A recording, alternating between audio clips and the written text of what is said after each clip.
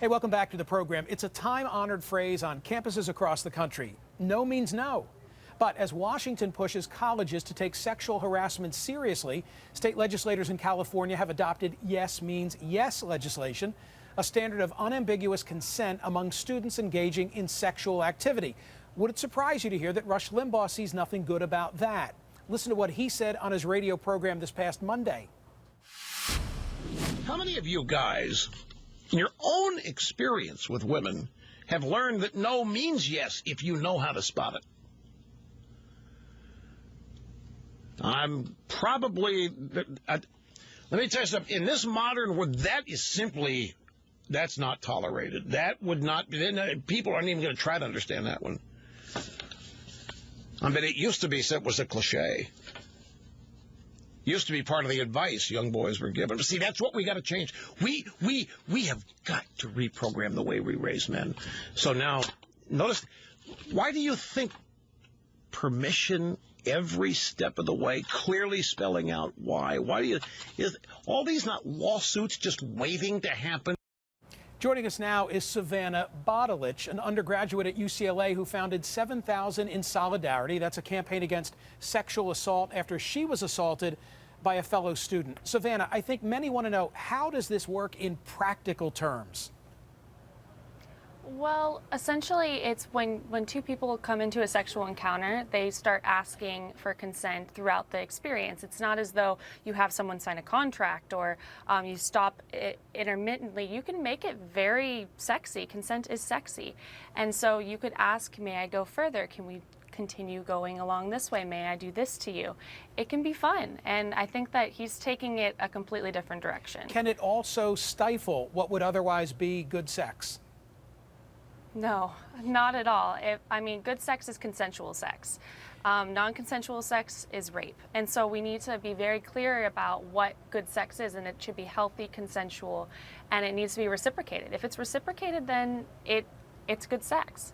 I understand what's intended by yes means yes, but in the end, aren't we still left in those uncomfortable cases with a he said, she said? Yeah, that's not going to stop just because sometimes when survivors go and report their sexual assault, they may not have the evidence because they've waited a while before they felt comfortable and empowered. So it will be word on word, and that will continue happening. Now, that's also not all that this consent bill does. It also promotes a more supportive environment for survivors to come out as survivors. They don't feel stigmatized or silenced. What if you're in a relationship and you've gotten those checkoffs and you've had sex with your partner, and now you're back a week later or you're back a month later? Is consent nevertheless required in that follow-up instance? Yeah. Consent is not assumed if you're in a relationship or in marriage. I mean, that's a relationship should never be assumed consent. So no matter what sexual activity in any sexual encounter, you need to still ask and see if someone wants to reciprocate it. Savannah, thank you so much for being here.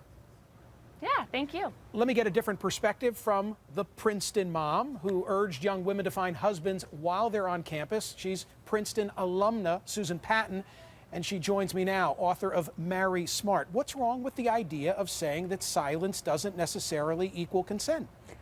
There are so many things wrong with it. It doesn't prevent sexual assault at all. It creates a whole nother set of problems, as if the dating paradigm on college campuses isn't bad enough. Now we're adding another veneer to complications between young men and young women.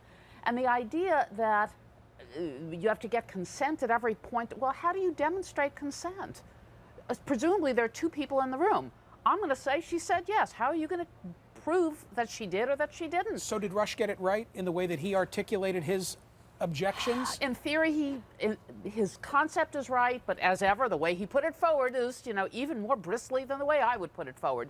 But yes, I think that it's very problematic to even think to allow government regulation of consensual sex, and that's really what we're talking about with this yes equals yes law. We're now allowing government to regulate, to legislate consensual sex. Savannah's on a college campus. I asked her if it stifles good sex. Her argument was it actually enhances it. No, this it is does not. fun. No, What it does is the not Princeton fun. mom say? No. Consent is not what makes it sexy. Good sex is sexy, not consent.